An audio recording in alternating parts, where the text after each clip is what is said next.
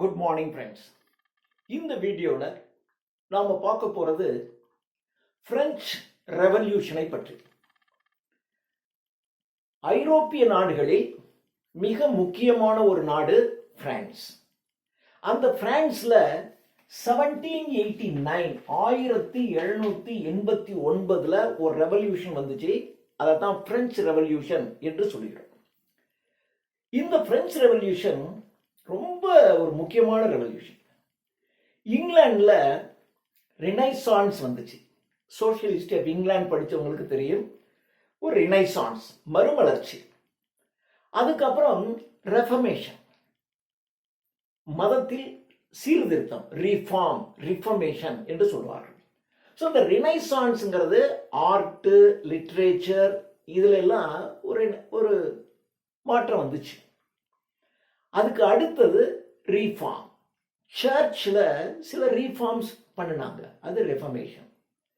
இவைகளினுடைய தாக்கத்தினால் அதற்கு பின்னாடி ஏற்பட்டது ரெவல்யூஷன், ஒரு புரட்சி. இந்த புரட்சி பிரான்ஸ்ல ஏற்பட்டுச்சு. இதை பிரெஞ்சு ரெவல்யூஷன் சொல்லுவோம். உலகத்தில் எல்லா நாடுகள்லையும் ரெவல்யூஷன் நடக்கும். ஆனால் இந்த பிரெஞ்சு ரெவல்யூஷன், பிரெஞ்சு புரட்சியானது மிக மிக மிக முக்கியமானது. Not only that of Europe but of the whole world. இது ஐரோப்பிய கண்டத்தில் உள்ள நாடுகளுக்கு மட்டுமல்ல. பிரான்ஸ் என்பது ஐரோப்பா கண்டத்தில் இருக்கிற ஒரு நாடு. அதனால அது பிரான்ஸுக்கு முக்கியம் இல்லை. இப்போ பொதுவாக ஒரு ரெவல்யூஷன் நடக்குதுன்னா அந்த நாட்டில் ஒரு மாற்றம் ஏற்படும், அவ்வளோதான். ஆனால் இந்த பிரெஞ்சு ரெவல்யூஷனால not only in France, the whole of Europe, not only Europe, the whole world, இந்த உலகத்திற்கே சில மாற்றங்களை உருவாக்குவதற்கு அடிப்படையாக அமைந்தது இந்த revolution. This revolution gave the world the idea of liberty, equality and fraternity. இந்த மூணு வார்த்தைகளையும் உலகத்திற்கு தந்தது இந்த பிரெஞ்சு ரெவல்யூஷன் தான். இதை ரூசோ என்கின்ற ஒரு மிகப்பெரிய எழுத்தாளர் கொடுத்திருக்கிறார். ஈக்குவாலிட்டி, லிபர்ட்டி, சுதந்திரம். ஈக்குவாலிட்டி சமத்துவம், ஃப்ரெட்டர்னிட்டி சகோதரத்துவம், சுதந்திரம், சமத்துவம், சகோதரத்துவம் என்கின்ற மூன்று கருத்துக்களை இந்த உலகத்திற்கு கொடுத்தது இந்த பிரெஞ்சு ரெவல்யூஷன் தான். ஒரு ரெவல்யூஷன் வருது அப்படின்னா அதற்கு என்ன காரணம், இந்த காரணம் அப்படின்னு சொல்லிட முடியாது. அதுக்கு பல காரணங்கள் இருக்கும். அந்த காரணங்கள் ஒரு நாள்ல ஒரு மாசத்துல நடந்த சம்பவம் இல்லை. இப்போ ஒரு ஹஸ்பண்ட் ஒய்ஃப் 2 பேர் திடீர்னு பிரிஞ்சு போறாங்கன்னா நம்ம நினைப்போம் அவன் திட்டான், அடிச்சுட்டான், உடனே அந்த பொண்ணு கோச்சிக்கிட்டு வீட்டுக்கு போயிடுச்சு, 2 பேரும் டைவர்ஸ் அப்ளை பண்ணாங்க, பிரிஞ்சுட்டாங்க. இது வெளியில பார்க்க அவ்வளவுதான் தெரியும். ஆனா உள்ளுக்குள்ள அந்த பொண்ணு இன்னைக்கு அடிச்சிருக்கான். ஆனால் இந்த அடிக்கிறதுக்கு முன்னாடி தினம் அவன்கிட்ட ஒரு இன்சல்ட் அனுபவிச்சிருப்பாங்க.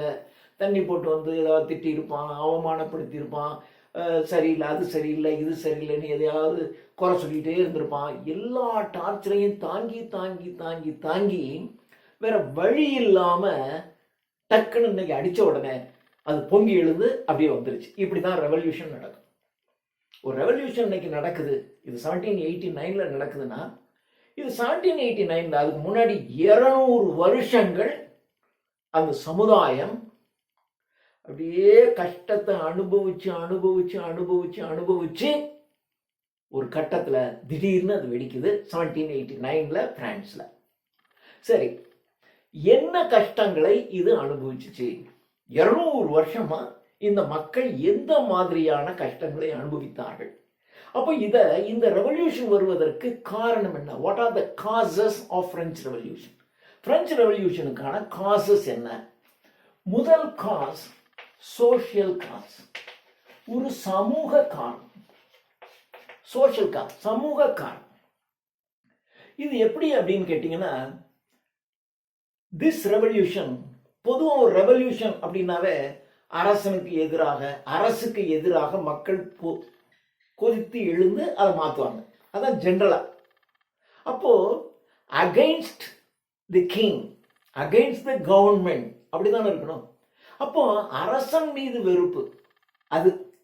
ஆனா இங்க நாட் அகைன்ஸ்ட், அப்கோர்ஸ் கொஞ்சம் அது reason, but not against the despots, அந்த மோனார்க், தன் இச்சையாக தன் இஷ்டத்திற்கு ஆட்சி செய்கின்ற அரசனுக்கு எதிரானதுன்னு கொஞ்சம், அது ஒரு சின்ன காரணம். ஆனால் அதையெல்லாம் தாண்டி அகைன்ஸ்ட் இன்ஈக்வாலிட்டி, சமத்துவம் இன்மை, மக்கள் சமமாக நடத்தப்படவில்லை, இதான் ஒரு முக்கியமான காரணம். இதான் சோஷியல் காஸ்ல த ஃபர்ஸ்ட். இந்த சமுதாயம் எப்படி பிரிஞ்சிருக்கும் அப்படின்னா, பிரான்ஸ்ல ப்ரிவிலேஜ்டு அண்ட் அன்பிரிவிலேஜ்டு அப்படின்னு ரெண்டா இருக்கும். ப்ரிவிலேஜ் அண்ட் அன்பிரிவிலேஜ்டு அப்படின்னு ரெண்டா இருக்கும். இதுல இந்த ப்ரிவிலேஜ்ட மறுபடியும் ரெண்டா பிரிப்பாங்க. இதுல நோபல்ஸ் அண்ட் சர்ச். மூன்றாவது இது ordinary people, peasants, common people. அப்போ பிரிவிலேஜ் சில தனி உரிமை உடையவர்கள், உரிமை அற்றவர்கள்.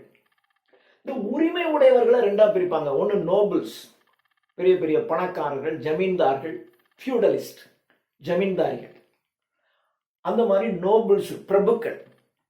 இன்னொன்னு சர்ச்சில் இருக்கக்கூடிய சர்ச் பீப்புள், இது ரெண்டு. மூணாவது மீதி இருக்கிற எல்லாம் காமன் பீப்புள் தான்.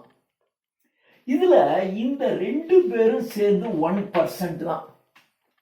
100 பேர் இருக்காங்கன்னா அதுல நோபல் அல்லது சர்ச்சா இருக்கவன் ஒருத்தன் தான் இருக்கும். மீதி 99% வந்து சாதாரண காமன் பீப்புள், பெசன்ட்ஸ் தான் இருப்பாங்க. இந்த 1% பீப்புளுக்கு தான் அவ்வளவு உரிமையும். அந்த நாட்டில் இருக்கக்கூடிய எல்லா வெல்த், சொத்துலையும் 40% இவங்க தான். 40% வந்து இந்த நோபல்ஸ் அண்ட் சர்ச் பீப்புள் இவங்க கிட்ட தான் இருக்கு. 40% ஆஃப் தி ஹோல் கண்ட்ரி அவங்க கையில் இருக்கும். மீதி இருக்க 60% in all the 99% of the people கையில் தான் இது இருக்கும். அப்படிதான் இந்த சமுதாயம். இதைத்தான் நம்ம இன்ஈக்வாலிட்டி, சமத்துவம் இல்லாதது அப்படின்னு சொல்றோம். இதுல என்னன்னு கேட்டீங்கன்னா, இப்போ இந்த நோபலோ அல்லது சர்ச் பீப்புளோ நடந்து போறான்னு வச்சுங்க, ரோட்ல நடந்து போனா, he is expected, the peasants should wish him. அவனை என்ன பண்ணுவான்? விஷ் பண்ணணும், சல்யூட் பண்ணணும். ஒரு நோபல் நடந்து போறாரு, அப்போ ஒருத்தன் நடந்து போறான் வச்சுங்க, 99 பேரு அன்பிரிவிலேஜ்டு பெசன்ஸ் தான். அப்ப அந்த ஒருத்தன் நடந்து போறான், அல்லது நடந்தெல்லாம் போக மாட்டான், அவன் அந்த குதிரையில போவான், அல்லது இந்த அந்த சேரட், அந்த வண்டியில போவான். அவன் வண்டியில போறான் அப்படின்னாவே அந்த சைடில் இருக்க மீதி இருக்கிற அந்த 99% ஆஃப் தி பீப்புள் அப்படியே அட்டென்ஷன்ல நின்று அவனுக்கு சல்யூட் பண்ணணும். அதுக்கப்புறம் அந்த பெசன்ஸ் கிட்ட நீங்க, அந்த நோபல் கிட்டே அல்லது சர்ச் பீப்புளே நீங்க பேச முடியாது. பேசணும் அப்படின்னா பை லார்ட் அப்படின்னு சொல்லணும். இப்போ கோர்ட்ல எல்லாம் பயன்படுத்துறாங்களா மை லார்ட் அப்படின்னு, அது மாதிரி மை லார்டுன்னு சொல்லணும், அல்லது யுவர் கிரேஸ் அப்படி சொல்லணும். So my Lord, your grace அப்படி தான் சொல்லணும். when a noble or a church people walk along the street, அந்த ஸ்ட்ரீட்ல அப்படி போகும்போது அப்படிதான் இருக்கும். இப்போ இவன் என்ன பண்ணுவான்னா மேனர்ஸ் வச்சிருக்கோம். MANOR, manor. இந்த நோபலுக்கு மேனர் இருக்கும்.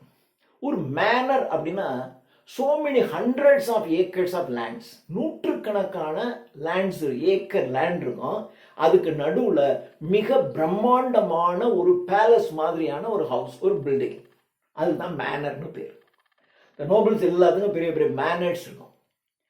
அந்த மேனருக்குள்ள இல்ல, அந்த hundreds of acres of lands இருக்கு இல்லையா, அதுல ஒரு கார்னர்ல இந்த பெசன்ஸ் வந்து சின்ன குடிசை, இவன் கூப்பிட்டா சொன்னா உடனே ஓடி வரணும், அந்த மாதிரி வச்சிருப்பான். அது மாதிரி தான் வச்சிருப்பான்.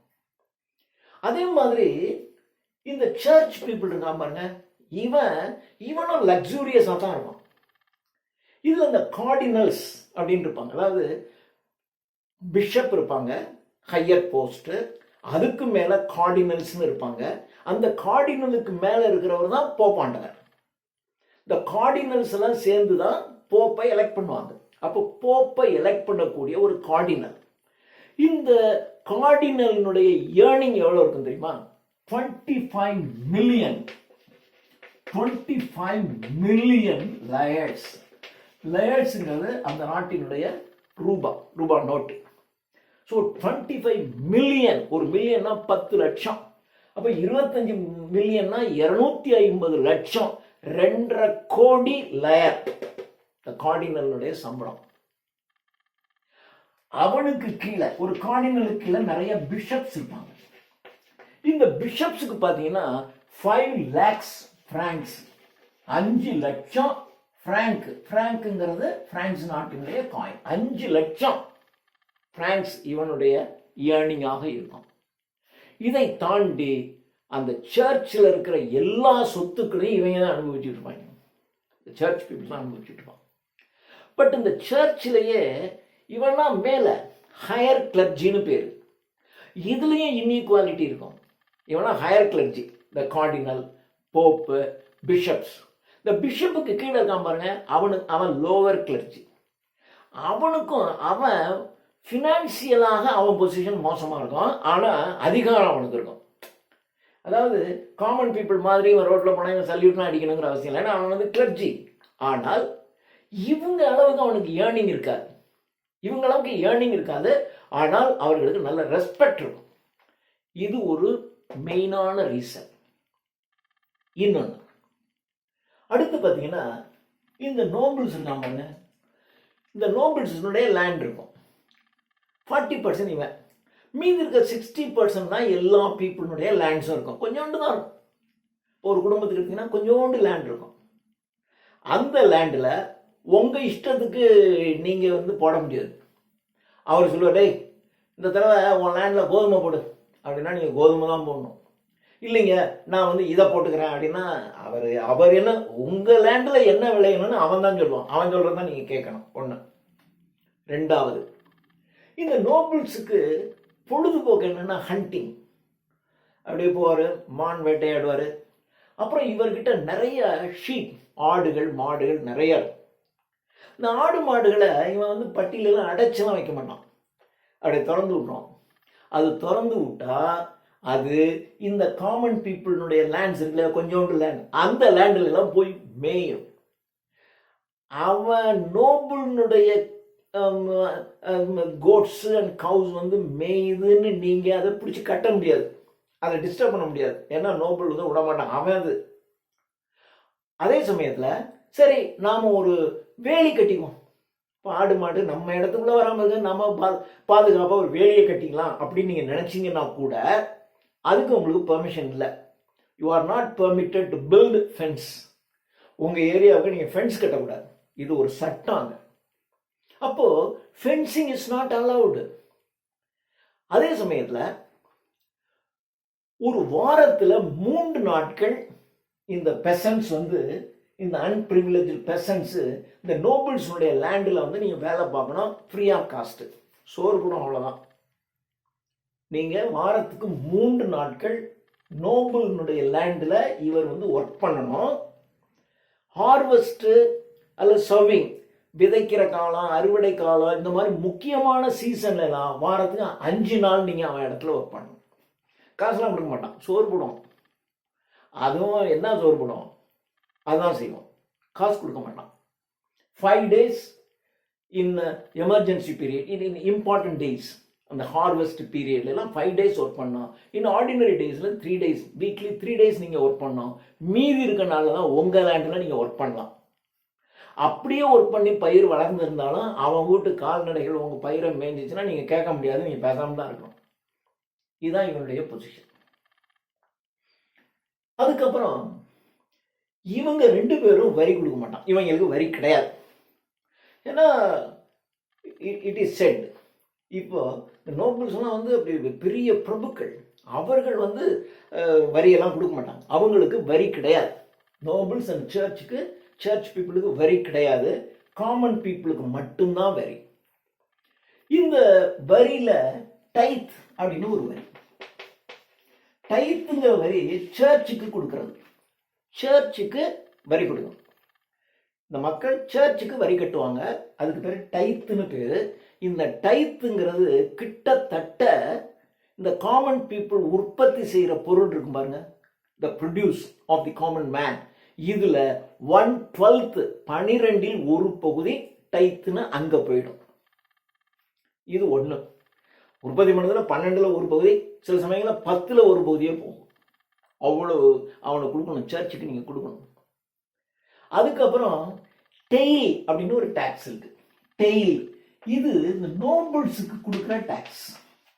இந்த டெய்ல்ங்கிறது என்ன டாக்ஸ்னா லேண்ட் டாக்ஸ்னு பேர், நில வரி. நீங்க லேண்ட் வச்சிருக்கீங்களா இல்லையா, நீங்க வரி கொடுக்கணும். அவன் ஹண்ட்ரட்ஸ் ஆஃப் ஏக்கர்ஸ் வச்சிருப்பான், அவனுக்கு நோ டாக்ஸ். நீங்க கொஞ்சோண்டு லேண்ட் வச்சிருப்பீங்க, நீங்க டாக்ஸ் பே பண்ணணும். அந்த டாக்ஸுக்கு பேர் டெய்ல்னு பேரு. இந்த டாக்ஸை யார் கலெக்ட் பண்ணுவா, நோபல் கலெக்ட் பண்ணிடுவார். இந்த டாக்ஸும் ஹெவியா இருக்கும். இதுல என்ன ஒரு பெரிய வேடிக்கைன்னா, இது ஒரு டாக்ஸ் வச்சுக்கோ, இந்த டாக்ஸ். இன்னொரு டாக்ஸ் ஒன்று இருக்கு, அதுக்கு பேரு சால்ட் டாக்ஸ்னு பேரு, கேபல் அப்படின்னு சொல்லுவாங்க. அதுக்கு பேரு கேபல், GABLE, கேபல் அப்படின்னா சால்ட் டாக்ஸ்னு பேரு. இதெல்லாம் ஞாபகம் வச்சுக்கணும். நம்ம உப்பு சத்தியாகிரகம் நம்ம நாட்டில் நடந்துச்சு இல்லையா, இந்தியாவில் வரி போட்டான், சால்ட்டுக்கு டாக்ஸ். இதுக்கு அகெயின்ஸ்டாக நம்முடைய மகாத்மா காந்தி அந்த உப்பு சத்தியாகிரகம், சால்ட் சத்தியாகிரகா நடத்தினார் இல்லையா, அது மாதிரி அந்த அந்த காலத்திலே இதில் செஞ்சிருக்கானுங்க பிரான்ஸ்ல. சால்ட்டுக்கு டாக்ஸ். சால்ட்டுக்கு டாக்ஸ் போட்டதுனால நீங்க உப்பு நீரை எங்கேயுமே நீங்க பயன்படுத்த முடியாது. உப்பாக ஒரு நீர் இருக்கு அப்படின்னா அது கவர்மெண்ட்டுக்கு சொந்தம், அந்த நீரை நீங்கள் பயன்படுத்த முடியாது. ஏன்னா உப்பு நீர் அப்படின்னு அதை எடுத்து வச்சுக்கோ, நம்ம ஏன்டா டாக்ஸ் கட்டுவோம் அப்படிலாம் சொல்ல முடியாது. நீங்க சால்ட் டாக்ஸ் கட்டணும். அதுக்கு பேர் என்ன பேரு, கேபல் அப்படின்னு பேர், கேபல். அடுத்தது கார்வி அப்படின்னு ஒரு டாக்ஸ் இருக்கு, CORVE, கார்வி. இதுக்கு பேர் ரோடு டாக்ஸ்னு பேர். இந்த ரோடு டாக்ஸ், கார்வி என்ற ரோடு டாக்ஸ், கேபல் என்ற சால்ட் டாக்ஸ், டெய்ல் என்ற லேண்ட் டாக்ஸ், அதுக்கப்புறம் டைத் என்கின்ற சர்ச்சுக்கு கொடுக்குற டாக்ஸ், இவ்வளவும் டாக்ஸும் இவன் கொடுக்கணும். இந்த ரோடு டாக்ஸ் தான் கொடுக்குறாங்களே, அப்போ அவன் ரோடு போட்டு கொடுக்கணும்ல. இந்த ரோடு போடுற வேலை உங்களுது, பெசன்ஸ் தான் ரோடு போடணும், இவன் தான் ரோடு போடணும். அந்த ரோட்டில் அவன் குதிரையில் அல்லது அவனுடைய அந்த சேரட் வண்டியில் போவான். அதுக்கு அந்த ரோட்டுக்கு நீங்கள் டாக்ஸ் கொடுக்கணும். என்ன இன்இக்வாலிட்டி பாருங்க. இப்படித்தான் இந்த மக்கள் ரொம்ப கஷ்டத்திலே இருப்பாங்க. சரி, ஓரளவுக்கு விளைஞ்சிச்சு அப்படின்னா சரி பரவாயில்ல, இந்த டாக்ஸ்லாம் கொடுத்துறோம். சம்மர்ல ட்ரை ஆயிடுச்சு, என்ன பண்ண முடியும்? சில சமயங்கள்ல வின்டர் ரொம்ப லாங் ஆயிடுச்சு, அப்ப என்ன பண்ண முடியும்? அப்போ லாங் வின்டர், ட்ரை சம்மர், இது ரெண்டும் இவங்க ரொம்ப ரொம்ப ரொம்ப கஷ்டப்படுத்திடுவாங்க. அப்படி இருப்பான். So there was a saying, இப்படி பிரான்சில் சொல்லப்படுகிறது. In France 9/10 of the people died of hunger, but 1/10 of the people died of indigestion அப்படின்னு சொல்லுவாங்க. 10ல் 9 பேர் பசியால சாவான். அந்த 10ல் ஒருத்தன் செரிக்காம, அதாவது சாப்பிட்டு சாப்பிட்டு சாப்பிட்டு செரிக்காம இன்னும் தின்னுட்டு இருப்பான். செரிக்காததுனால 1/10 சாவான், 9/10 இதில் சாவான் அப்படின்னு சொல்லுவாங்க. இப்படி ஒரு சேயிங் இருந்துச்சு.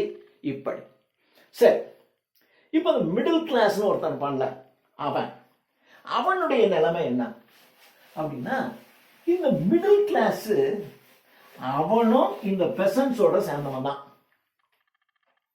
அவனுக்கும் ஈக்குவாலிட்டிலாம் கிடையாது. அவனும் இந்த மிடில் கிளாஸோட ஜாயின் பண்ணவனா.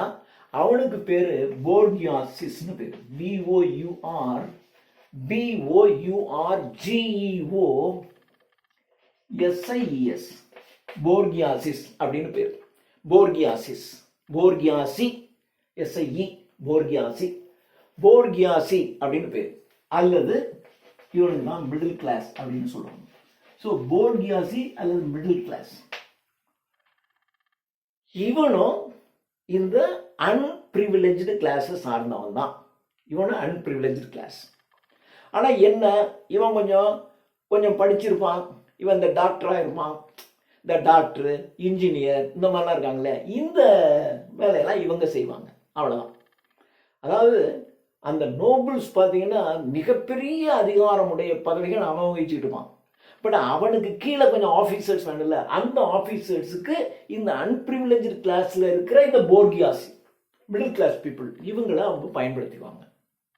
இப்படித்தான் இந்த சமுதாயம் இருந்துச்சு. இதுதான் மிக மிக மிக மிக முக்கியமான காரணம். அப்போ மக்கள் இப்படி இருப்பான், என்னதான் பண்ணுறது, ஒரு கஷ்டம் வந்துச்சுன்னா என்ன ஆகிடும், கோவம் வரும், ஆத்திரம் வரும், ஆனால் ஒன்றும் செய்ய முடியாது. இப்படி மோர் தேன் 200 இயர்ஸ் கொதிச்சு போயிருந்த மக்கள் ஒரு சரியான சந்தர்ப்பம் 1789 வருது, வந்தோடனே பொங்கிட்டான். இது ஒரு காரணம், இது சோஷியல் காஸ். ரெண்டாவது அட்மினிஸ்ட்ரேட்டிவ் சிஸ்டம், அவங்களுடைய நிர்வாக முறை. அட்மினிஸ்ட்ரேட்டிவ் சிஸ்டம் இது ஒரு ராட்டம், ஒரு ஒழுசலான ஒரு முறை. இவங்கிட்ட ஒரு ஒரு ஒரு ஒழுங்கான ஒரு இதே கிடையாது. கிங் தான் ஹெட் ஆஃப் த ஸ்டேட், அரசர் தான் அந்த நாட்டினுடைய தலைவர்.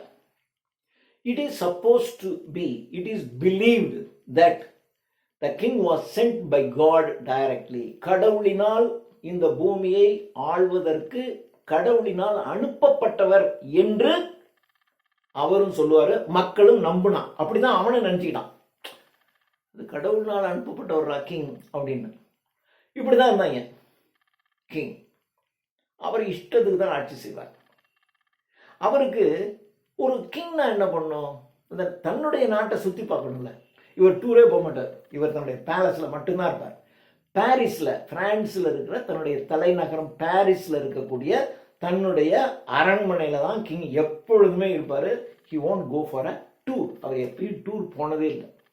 அப்போ டூர் போகாததுனால இந்த சாதாரண மக்கள் என்ன கஷ்டப்படுறாங்க, நாட்டில் என்ன நிலைமை இருக்குன்னு அவருக்கு தெரியவே தெரியாது, அவருக்கு எதுவுமே தெரியாது. அவர் அந்த பேலஸில் இருப்பார், அவ்வளோதான், ஜாலியாக இருப்பார். அவருக்கு விருந்து நடத்துவார். இந்த விருந்தில் கலந்து கொள்வதற்காக பிரான்ஸ் நாட்டில் இருக்கக்கூடிய எல்லா நோபல்ஸ் இருக்காங்க பாருங்க, அந்த நோபல்ஸ் அவன் பூரா வந்துடுவான். ஜாலியாக அரண்மனையில் பெரிய பெரிய விருந்துகள் நடக்கும். அந்த விருந்துகள், களியாட்டங்கள், கேளிக்கைகள், கேலி கூத்துகள் எல்லாம் நடந்துக்கிட்டே இருக்கான். அவன் அங்கே தான் இருப்பான். So lords assemble there. The whole power is at the centre of the capital. இதில் இந்த நாட்டை டிஸ்ட்ரிக்டாக பிரிச்சிருப்பாங்க. ஏன்னா சும்மா பிரிச்சிருப்பாங்க தான், டிஸ்ட்ரிக்டாக பிரிச்சிருப்பான். இந்த டிஸ்ட்ரிக்டை ஆள்றவருக்கு பேர் பெய்லிஃப்ஸ்னு பேர். பெய்லிஃப்ஸ், கலெக்டர்ஸ் நம்ம சொல்றோம் இல்லையா, அந்த மாதிரி பெய்லிஃப்ஸ் பிரிச்சிருப்பாங்க. இந்த டிஸ்ட்ரிக்ட்ஸை தாலுக்காக்களாக பிரிச்சிருப்பாங்க. அதற்கு பேர் இன்டெண்டன்சிஸ் அப்படின்னு பேர். இன்டெண்டன்சிஸ், இன்டெண்டன்சிஸ் அப்படின்னு பேர். இந்த இன்டெண்டன்சிஸுக்கு தலைவராக இருக்கிறவர் இன்டெண்டன்ட். இன்டெண்டன்ஸ் இருக்கும் இல்லையா. ஒரு நாட்டை பல மாநிலங்களாக பிரிச்சிருப்பாங்க. பல மாநிலத்தை, இப்போ தமிழ்நாடு அப்படின்னா மாவட்டமாக பிரிச்சிருப்பாங்க. இப்போ மாவட்டத்திற்கு கலெக்டர் அதிகாரி. ஒரு தாலுகா அப்படின்னா அந்த தாலுகாவுக்கு ஹெட்டு தாசில்தார் இருப்பார். அது மாதிரி இந்த நாட்டை டிஸ்ட்ரிக்ட்ஸாக பிரிச்சிருப்பாங்க. அதுக்கு பெய்லிஃப்ஸ்னு பேர். அதுக்கு அடுத்தது பார்த்தீங்கன்னா இந்த டிஸ்ட்ரிக்டை சின்ன சின்ன இன்டெண்டன்சிஸாக பிரிச்சிருப்பாங்க. அதை ரூல் பண்ணுறவர் இன்டெண்டன்ட். அடுத்தது இது ஒரு வகையான டிஸ்ட்ரிக்ட். இவன் என்ன குழப்பம் பண்ணி வச்சிருவாங்க பாருங்க. இன்னொன்று ஜுடிஷியல் டிஸ்ட்ரிக்ட்னு ஒரு டிஸ்ட்ரிக்ட் இருக்கும். ஜுடிஷியல் டிஸ்ட்ரிக்ட்னு ஒரு டிஸ்ட்ரிக்ட் இருக்கும். எஜுகேஷனல் டிஸ்ட்ரிக்ட்னு இருக்கும். இப்போ நம்ம நாட்டிலையும் இதெல்லாம் இருக்கு. Judicial district, educational district, ecclesiastical district, ecclesiastical districts, இப்படியும் டிஸ்ட்ரிக்ட் இருக்கும். இப்போ ஒரு உதாரணத்துக்கு வச்சுங்களேன், ஒரு யூனிவர்சிட்டி இருக்குது, பாரதியார் யூனிவர்சிட்டி. பாரதியார் யூனிவர்சிட்டினா அது கோயம்புத்தூர் பக்கத்தில் இருக்கிற ஒரு 2, 3, 4, 5 மாவட்டத்துக்கு சேர்த்து. அப்போ ஏற்கனவே மாவட்டம்னு ஒன்று இருக்குது. இப்போ யூனிவர்சிட்டின்னு வச்சுக்கிட்டு இந்த யூனிவர்சிட்டியினுடைய கண்ட்ரோலில் இந்த மாவட்டம், இது எஜுகேஷன் டிஸ்ட்ரிக்ட் பிரிச்சுருப்பாங்க. பாரதிதாசன் யூனிவர்சிட்டி அப்படின்னா திருச்சி, தஞ்சாவூர், திருவாரூர், நாகப்பட்டினம் இந்த ஏரியா வந்து பாரதிதாசன் யூனிவர்சிட்டி. மதுரை யூனிவர்சிட்டி அப்படின்னா அதுக்கு வந்து மதுரை அந்த பக்கத்தில் இருக்கிற திண்டுக்கல் டிஸ்ட்ரிக்ட்டு, அவங்க ஒரு 4-5 டிஸ்ட்ரிக்ட் வச்சுருப்பான். அந்த பக்கம் மனோன்மணியம் சுந்தரநாராயண யூனிவர்சிட்டி அப்படின்னா அவங்க அந்த திருநெல்வேலி, கன்னியாகுமரி, தென்காசி அந்த டிஸ்ட்ரிக்ட் அவங்க கண்ட்ரோல் இப்படி வச்சுருப்பான். அப்படி இருக்குல்ல. அப்போது திருச்சி, கோயம்புத்தூர், மதுரைங்கிறது ஒரு வகையான டிஸ்ட்ரிக்ட். அது எஜுகேஷன் டிஸ்ட்ரிக்ட். இதே மாதிரி எக்லசியாஸ்டிக்கல் அப்படின்னு சொன்னால் மத சம்பந்தமாக பிரிச்சிருப்பான். மதம் எக்லசியாஸ்டிக்கல் என்றால் ரிலேட்டட் வித் ரிலீஜியன் பேர். அப்போ இந்த மாதிரி வேற பிரித்து வச்சிருப்பாங்க. இப்படி இது ஒரு பெரிய குழப்பம். திடீர்னு இது ஏன் ஜூரிஸ்டிக்ஷன் இல்லைம்மா, நீங்கள் சினிமாவெல்லாம் பார்த்துருப்பீங்க. இந்த சம்பவம் எங்கே நடந்துச்சு, இந்த இடத்துல இருந்துச்சு சார், இந்த இடம் வந்து எங்கள் கண்ட்ரோலில் வராது சார், அந்த போலீஸ் ஸ்டேஷன் கண்ட்ரோல் சார் அப்படி பண்ணலாம். அது மாதிரி இங்கே ஒரே குழப்பமாக இருக்கும். இது சரி. லீகல் சிஸ்டம் இவங்களுக்குன்னு ஒரு லீகலே கிடையாது. சில டிஸ்ட்ரிக்ட்ல ஜெர்மன் லா ஃபாலோ பண்ணுவான். சில டிஸ்ட்ரிக்ட்ல ஜெர்மன் லா ஃபாலோ பண்ணுவாங்க. சில டிஸ்ட்ரிக்ட்ல, சில கோர்ட்ல, இந்த ஜுடிஷியல் டிஸ்ட்ரிக்ட்னு சொல்றோம்ல, இந்த ஜுடிஷியல் டிஸ்ட்ரிக்ட்ல ஜெர்மன் லா, சில ஜுடிஷியல் டிஸ்ட்ரிக்ட்ல ரோமன் லா இதான் நடக்கும். அங்கே போனீங்கன்னா ரோமன் லா படி ஜட்ஜ்மெண்ட்டு, இந்த கோர்ட்டுக்கு போனீங்கன்னா ஜெர்மன் லா படி ஜட்ஜ்மெண்ட்டு, இப்படி விடுவான். அதுக்கப்புறம் ஒரு ஒரு இந்த லா பூராமே எப்படி இருக்கும்னா லாட்டின்ல தான் இருக்கும். இப்போ அதாவது லாவே கன்ஃபியூஷன். அதுவும் பிரெஞ்சு மொழியில் இருந்துச்சுன்னா கொஞ்சம் இவனுக்கு என்ன நடக்குதுன்னா தெரியும். பட் லா பூரா லாட்டின்ல இருக்கும். அதனால காமன் மேன் எவனுக்குமே அது புரியவே புரியாது. 400 சிஸ்டம்ஸ் ஆஃப் லா அந்த நாட்டில் இருந்திருக்கு. 400 systems of law throughout France இருந்திருக்கு. அப்போ சட்டங்கிறதுலாம் அவங்க சொன்னதான் அந்த நீதிபதி, அந்த ஜட்ஜி யாரா இருப்பாரு, அவன் நோபலா தான் இருப்பான். அவன் என்ன சொல்றானோ அதான் தீர்ப்பு. அப்படிதான் இருக்கும். எந்த ஜட்ஜும் அகைன்ஸ்ட் நோபலுக்கும் அகைன்ஸ்ட் சர்ச் பீப்புளுக்கும் எதிராக ஒரு தீர்ப்பு கூட வரவே வராது. எல்லாமே அகைன்ஸ்ட் காமன் பீப்புள் தான் வரும். அப்படிதான் இருக்கும். நீங்க முதல்ல ஒரு நோபலையோ ஒரு சர்ச் பீப்புளையோ எதிர்த்து நீங்க கேஸே போட முடியாது. உங்களுக்குள்ள சண்டை வந்தா கேஸ் போடலாம். அப்படிதான் போட்டுக்கணும். இதுலயும் ஒழுங்கான ஏன் கிடைக்காது. அந்த ஜட்ஜுக்கு இவனை பிடிக்குது, இவன் கொஞ்சம் காசு நிறையா கொடுக்குறான். இன்னொன்று இருக்கு, இந்த வரி வசூல் பண்ணுறான் பாருங்க. முதல்ல சொன்னோம்ல, ரோட் டேக்ஸு, சால்ட் டேக்ஸ், எல்லா டேக்ஸும். இந்த வரியை இவன் வசூலுக்கு பண்ண மாட்டான், ஏன்னா விட்டுருவான். பா இந்த ஏரியாவில் ரோடு டேக்ஸ் வசூல் பண்ணுறதுக்கு யார் அப்படின்னா ஒருத்தன். ஏன்னா இவன் போய் ஒருத்தன் டேக்ஸ் வாங்க முடியாது.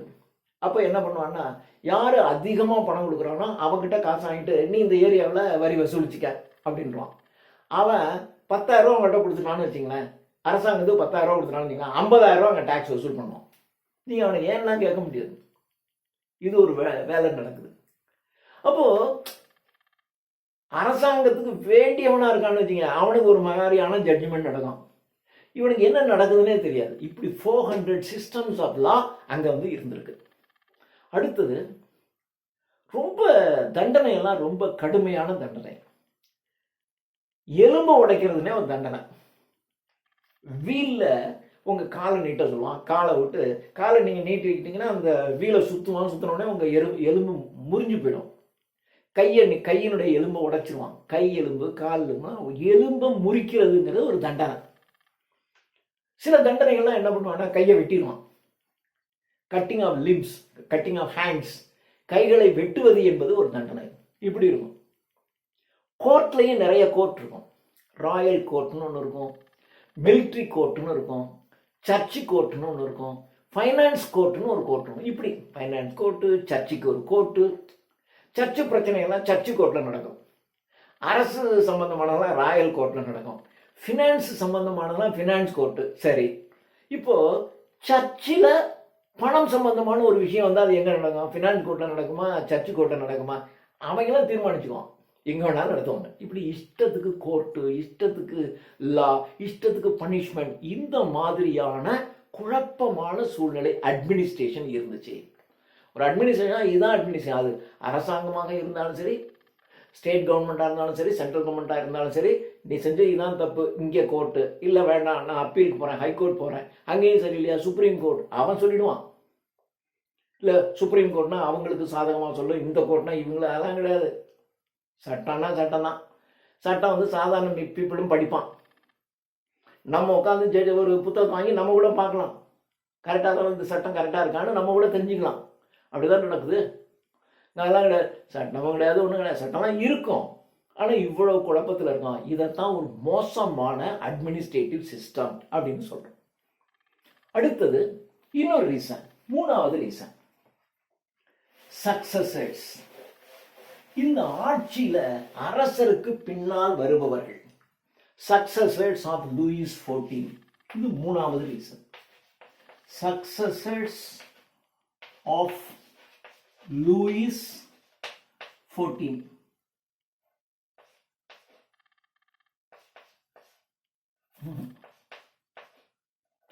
லூயிஸ் 14 14. 14ஆம் லூயி மன்னனுக்கு அடுத்து வந்தவன். லூயிஸ் 14 வந்து அவன் ஆட்சி முடியுது. லூயிஸ் 15 கிட்ட ஒப்படைக்கிறான்.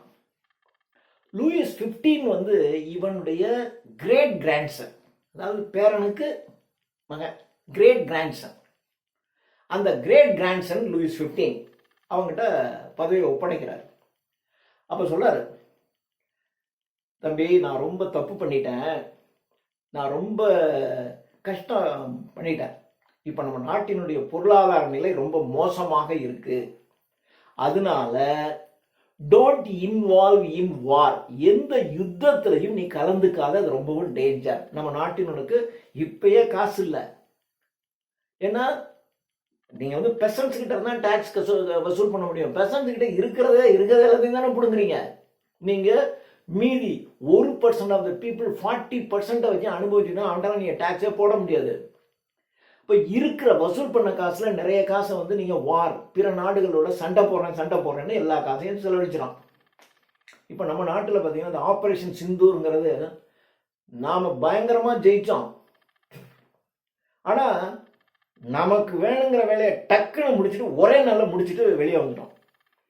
ஏன்னா நீங்க சண்டை மாத்திரம் இழுத்துருச்சுன்னு வச்சுங்க, நீங்க உள்ளேயும் போக முடியாது, வெளியும் வர முடியாது. இப்போ இந்த ரஷ்யாவிலையும் இதுலையும் நடக்குது பாருங்க. ரஷ்யா நினைச்சாலும் விட முடியாது, அவன் நினைச்சாலும் விட முடியாது, இவன் நினைச்சாலும் விட முடியாது. சண்டை நடந்துகிட்டே இருக்கும். சண்டை நடந்துகிட்டே இருக்கணும்னா நீங்க வீரர் செலவு ஆகிட்டே இருக்கும். இல்லை நம்ம நாடு ரொம்ப புத்திசாலியா, அடிச்சான், இங்கே அடிச்சான், அங்கே அடிச்சான், அவன் கொஞ்சோன்னே அவனுடைய உள்ள முக்கியமான இடங்கள்லாம் போய் டக்கு டக்கு டக்குன்னு அடிச்சாங்க. அன்னைக்கு நான் ராத்திரி கண்ணு முடிச்சு பார்த்தேன். அடுத்த நாள் சாயந்தரம் பார்த்தாங்க நிறுத்தியாச்சு. அவன் வேண்டி கேட்டுக்கினா நாங்கள் நிறுத்திட்டோம், ஆனாலும் கண்டினியூ ஸ்டேஜில் எப்பயும் இருக்கும் சொல்லிட்டு முடிச்சிட்டோம். நாம் ஜெயித்தால் கூட டக்குன்னு இன்னொரு நாடு அவங்களுக்கு சப்போர்ட் பண்ணுறாங்கன்னு வச்சுங்க, அப்போ நீங்கள் டெய்லி சண்டை போடணும். டெய்லி சண்டை போடும்போது ஒரு நாள் நீங்கள் சண்டை போட்டிங்கன்னா உங்களுடைய பிளேன்லேருந்து நீங்கள் ஆயுதங்கள், அணு ஆயுதங்கள் எல்லாம் செலவாகிட்டே இருக்கும்ல. தினம் செலவாகும், தினம் கோடிக்கணக்கான ரூபா, ஒரு நாளைக்கு பல கோடி செலவாகும். இப்படியே நீங்கள் ஒரு 2 மாதம் நடத்துனீங்கன்னா என்ன ஆகும், உங்களுடைய கஜானா காலி ஆகிடும். இதில் ரொம்ப கவனமாக இருக்கணும். 14 சொன்னா நான் தேவையில்லாமல் நிறைய வாரில் இன்வால்வ் ஆகிட்டேன், அதனால உன் லைஃப்பில் எந்த வார்லையும் நீ இன்வால்வ் ஆகாத. அதே சமயத்தில் மக்களை நல்லா மக்களை புரிஞ்சு அவங்களுக்கு தேவையானது செய் அப்படின்னு சொல்லிட்டு சேர்த்தான். ஆனால் லூயிஸ் 15 கேட்பானா? கேட்கவே இல்லை. அவனும் வாரில் தான் இன்வால்வ் ஆனான். அவன் நிறைய வாரில் இன்வால்வ் ஆனான். அவன் பையன் லூயிஸ் 16, அவன் 20 வயசுல ஆட்சிக்கு வர்றார். லூயிஸ் 16 வரும்போது அவன் ஒரு ராஜா பதவிக்கு வரான் அப்படின்னு, ஐயோ இந்த as if the universe has fallen on my head ன்னா அந்த கிரீடத்தை அவன் மீது வைக்கும்போது அவன் சொன்ன வார்த்தை as if the universe has fallen on my head, என் தலையில உலகமே இடிஞ்சு உழுகிற மாதிரி இருக்கேடா அப்படின்னா. ஒரு நாட்டை ஆள்றான், ஐயோ ஏண்டா அப்படின்னு சொன்னான்னா இவன் என்னத்தை ஆளுவான்? இப்படிதான் அவன் சொன்னான். பத்தாவதுக்கு இவனுடைய ஒய்ஃப் மேரி அண்டாய்னட்னு பேர். மேரி அண்டாய்னட், எம்ஏஆர்ஐ, மேரி அண்டாய்னட், ANTOINETTE, மேரி அண்டாய்னட். இவன் வீக் கிங். ஆனா அரசியல்ல முழுக்க முழுக்க ஈடுபட்டது அவதான், மேரி அண்டாய்னட் தான். ஆனா அவ படுத்தின கொடுமை இருக்கு பாருங்க, மக்களை ரொம்ப அவளும் கொடுமைப்படுத்திட்டா. என்ன செய்யறதுனே தாங்கல. அந்த மாதிரி நடந்து போச்சு. இப்படிதான் இது நடந்துச்சு. ஸோ இவனை பற்றி சொல்லும்போது, இந்த லூயிஸ் 16 பற்றி சொல்லும்போது, ஏன்னா அவன் தான் இந்த பிரெஞ்சு ரெவல்யூஷனில் அவன் தான் கிங். அவனை தான் அடித்து தூக்கி எறிகிறாங்க மக்கள். லூயிஸ் 14 தப்பிச்சுனா லூயிஸ் 15 போயிடுச்சு. லூயிஸ் 16 காலத்தில் தான் பிரெஞ்சு ரெவல்யூஷனே வருது. அப்போது இவனை பற்றி எழுதும்போது சொல்கிறாங்க, he has neither brain nor the determination. அவனுக்கு மூளையும் கிடையாது, ஒரு தீர்மானமாக முடிவெடுக்கிற கெப்பாசிட்டி அவனுக்கு இல்லை. இப்படி தாண்டா அவன் இருந்தான் அப்படின்னு அவனை பற்றி சொல்லுவோம். ஸோ இதுதான் அவனுடைய நிலைமை. ஸோ லூயிஸ் 14க்கு பின்னாடி வந்தவன் நல்லா இல்லை, அதனால தான் ரெவல்யூஷன் வந்துருச்சு. ஒருவேளை 14 இருந்தால் அந்த ரெவல்யூஷன் வந்திருக்காது, வந்திருந்தா அவன் அடக்கியிருப்பான். ஆனால் 16னால ரெவல்யூஷன் வரதான் அவனால அடக்கவும் முடியாது, ஒன்றும் செய்ய முடியாது. அதனால நடந்து போச்சு. இது ஒரு ரீசன். அடுத்தது 4வது reason, French philosophers. French philosophers, France நாட்டில் இருந்த தத்துவ ஞானிகள், பிரெஞ்சு பிலாசபர்ஸ். இது ஒரு முக்கியமான காரணம். இப்போ பிரச்சனை ஆகிட்டே இருக்கு, நிறைய எழுதுறோம். இதுல ஒருத்தன் Montesquieu, MONTES, Montesquieu, QUIE, Montesquieu. இவன் ஒரு புக் எழுதுனா, அதுக்கு பேர் த ஸ்பிரிட் ஆஃப் லா அப்படின்னு பேர். த ஸ்பிரிட் ஆஃப் லா என்ற புத்தகத்தை எழுதினவர் மாண்டெஸ்கியூ. இவன் ஒரு லாயர், ஹிஸ்டாரியன். இவன் ஒரு நல்ல ஒரு அரசியலமைப்பு சட்டம் ஒன்றை இயற்றணும். அந்த சட்டத்தின்படி ஆட்சி நடக்கணும். இப்போ நமக்கு ஒரு கான்ஸ்டியூஷன் இருக்கு இல்லையா, நம்ம இந்திய அரசியல் அமைப்புன்னு இருக்கு. அந்த அரசியல் அமைப்புக்கு உட்பட்டு தான் பிரைம் மினிஸ்டராக இருந்தாலும் யாராக இருந்தாலும் அதுக்கு உட்பட்டவங்க. அந்த அரசியல் அமைப்புக்கு உட்பட்டு தான் எல்லாம் நடக்கணும் அப்படின்னு இவன் சொன்னான். இவனுடைய இன்னொன்று இவன் சொன்னதுல முக்கியமானது, பவர்ங்கிறது, அதிகாரம் ஒரு இடத்துல குவிந்திருக்கு. அரசர் நினைச்சா எது வேணாலும் செய்யலாம். அரசர் ஒரு இடத்துல அதிகாரம் குவிந்திருந்தால் இப்படித்தான் நடக்கும். எனவே அதிகாரம் ஒரு இடத்துல குவிந்திருக்க கூடாது. அது லெஜிஸ்லேட்டிவ், சட்டம் இயற்றுகிற ஒண்ணு. ஜுடிஷியல், அந்த சட்டத்தை செயல்படுத்துகிற இடம். இன்னொன்னு எக்ஸிக்யூட்டிவ். இப்படி மூன்றாக பிரிஞ்சிருக்கணும், பவர் பிரிஞ்சிருக்கணும். அப்படி பிரிஞ்சு இருந்துச்சுன்னா தான் அதிகாரம் 3 இடத்துல இருக்கும். நாளைக்கு அரசனே தப்பு பண்ணாலும் அரசன் மேல கேஸ் போட்டுருவாங்க. இந்திரா காந்தி பிரைம் மினிஸ்டரா இருக்கும்போது இந்திரா காந்தி மேலேயே கேஸ் போட்டு இந்திரா காந்தி செய்தது தவறுன்னு அவங்க பதவியை ராஜினாமா பண்ண வச்சாங்க இல்லையா. ஒரு பிரைம் மினிஸ்டர் இருந்தாலும் கோர்ட்டு சொன்னா வெளியே போயிடணும். அப்போ இல்ல இவங்க ஒருத்தவங்களுக்கு தான் அதிகாரம் அப்படின்னு இருந்துச்சுன்னா அவங்க வச்சதான் சட்டம், என்ன வேணாலும் நடங்க, யாரும் கேட்க முடியாது. ஸோ இப்படி லெஜிஸ்லேட்டிவ், சட்டம் இயற்றுகின்ற அதிகாரம் சட்டசபைக்கும் பார்லிமெண்ட்டுக்கும் இருக்கு நம்ம நாட்டில். அடுத்தது ஜுடிஷியல், அடுத்தது நீதித்துறை. சாதாரண taluka court, district court, supreme court, high court, supreme கோர்ட்டுன்னு இருக்கு இல்லையா, எல்லா கோர்ட்டும் இருக்கு. இது எல்லாருக்கும் சட்டத்தின் முன் அனைவரும் சமம், யாரா இருந்தாலும் சரி. அடுத்தது எக்ஸிக்யூட்டிவ், செயல்படுத்துறது. ஸோ இது சட்டம் இயற்றணும், இயற்றிய சட்டத்தை செயல்படுத்தணும். அப்புறம் எக்ஸிக்யூட்டிவ்னா கலெக்டர் இருக்காரு, தாசில்தார் இருக்காரு, இதுங்க எல்லாம் மக்களுக்கு தேவையானதை செஞ்சு கொடுக்கணும். இப்படி மூன்றாக பிரிஞ்சு இருக்கணும் அதிகாரம். அப்பதான் ஒரு நாடு வளமாக இருக்க முடியும், மக்கள் நல்லா இருப்பாங்க அப்படின்னு சொல்லி இவர் த ஸ்பிரிட் ஆஃப் லா என்ற புத்தகத்தை எழுதினாரு. இப்போ இதை படிக்கிறான்ல, இப்போ இதை படிக்கிறவன் அப்படி இருந்தால் தான் நல்லா இருக்கும், ஏன்னா இவனே அதிகாரத்தை வச்சுருக்கான், நம்மளால ஒன்றும் செய்ய முடியலையே என்ற ஒரு வருத்தம் வந்துடுது இல்லையா. இதுதான் இந்த மாண்டெஸ்கியூ செஞ்ச வேலை. இன்னொருத்தர் தான் அவன் பேரு வால்டேர். இது மாண்டெஸ்கியூ. இன்னொருத்தர் வால்டேர். இவர் ரொம்ப மைல்டு, நிறைய கவிதைகள் எழுதுவார், நிறைய ப்ரோஸ் ரைட்டிங்ஸ், டிராமா எல்லாத்தையும் எழுதுவார். இவர் பார்த்தீங்கன்னா இவர் எல்லாமே நீங்கள் கடவுளை வழிபடணும், பி குட், நீங்கள் வந்து நல்லவங்களாக இருக்கணும், அப்படிதான் இப்படி பேசுவார். அதாவது ஒரு மைல்டு அப்ரோச், ஒரு கடினமாக ஒரு மாண்டஸ்கி மாதிரி வால்டர் சொல்ல மாட்டார், ரொம்ப பண்ணுவார். இது மாதிரி டைப் இவர். ஆனால் இவர் சொல்றது ஒரு நீதி, நேர்மை, உண்மை, எல்லாருக்கும், அரசனுக்கும் அப்படித்தான் இருக்கணும், மக்களும் அப்படித்தான் இருக்கணும், இப்படி இருக்க வேண்டும் என்று சொல்வார். அரசினுடைய குறைகளை இவர் கவிதைகளை, நான் சொன்ன இவர் வந்து வேர்ட்ஸ் ரைட்டர், போயட்ரி எழுதுவார், ப்ரோஸ் எழுதுவார். தன்னுடைய எழுத்தின் மூலமாக அரசர் எப்படியெல்லாம் செயல்படணும், எப்படி செயல்படக்கூடாது என்று அவர் எழுதினார். ஆனால் அவர் எழுத்துக்கள் ரொம்ப வேகமாக இருக்காது, மைல்டாக இருக்கும். ஆனாலும் மக்கள் அதை படிச்சுட்டு ஓ இப்படியெல்லாம் செய்யலாம் அப்படின்னு சொல்லுவாங்க, அப்படி நினைப்பாங்க. அடுத்தது ஒருத்தன் வந்தான், மூணாவது, ரூசோ. ROUSSEAU,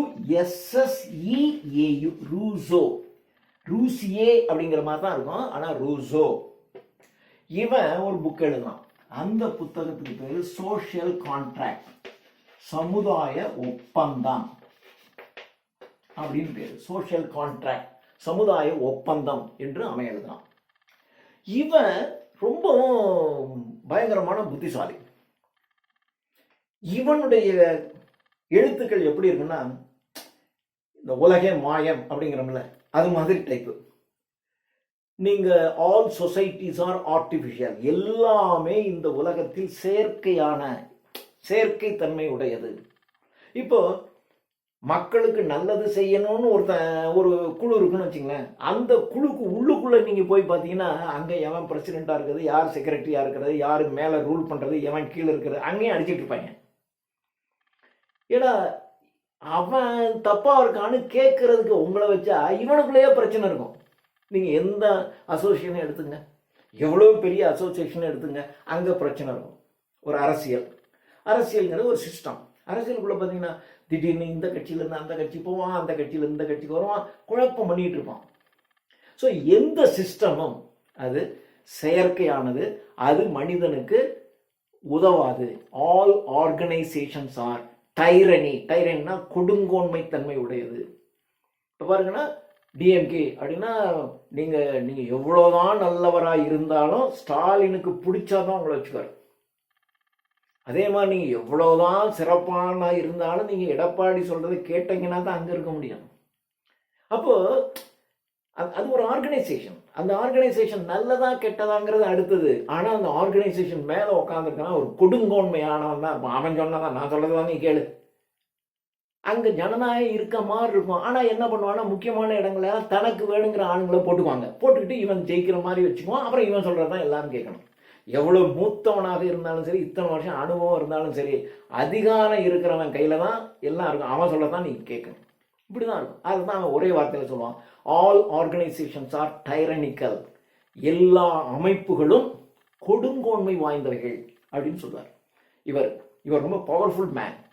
இவர் எழுத்துக்களும் சரி, இவருடைய பேச்சுக்களும் சரி. இவர் சொல்லுவார், மேன் வாஸ் பார்ன் ஃப்ரீ. மனிதன் எங்கும் சுதந்திரமாக பிறக்கிறான். But saint everywhere. ஆனால் எல்லா இடத்துலையும் மனிதனுடைய கால்கள் பிணைக்கப்பட்டிருக்கிறது. சுதந்திரமாக பிறந்த மனுஷன் அந்த பூமிக்குள்ள வந்தவனே அவனுடைய கை கால்களை ஏதோ ஒன்று இல்லை.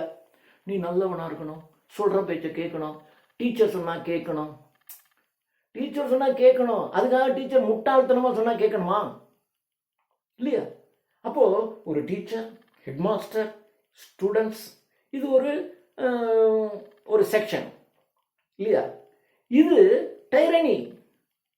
ஒரு டீச்சர் தனக்கு வேணுங்கிறத செய்ய முடியாது.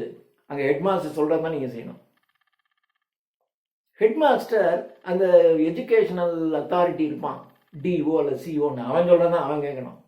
அவனுக்கு மேல ஒரு மினிஸ்டர் இருப்பான், அவன் சொல்லதான் கேட்கணும். எவனுமே உங்க இஷ்டத்துக்கு செய்ய முடியாது. அப்போ எனக்கு இதுதான் நல்லது, என்னுடைய மாணவர்களுக்கு பூரா நான் இதை செய்ய போறேன்னு நீங்க ஆசையா போனீங்கன்னாலும் உங்களை செய்ய விட மாட்டாங்க. சிஸ்டம் அப்படி இருக்கும். இப்படிதான் சொன்னாங்க ரூசோ.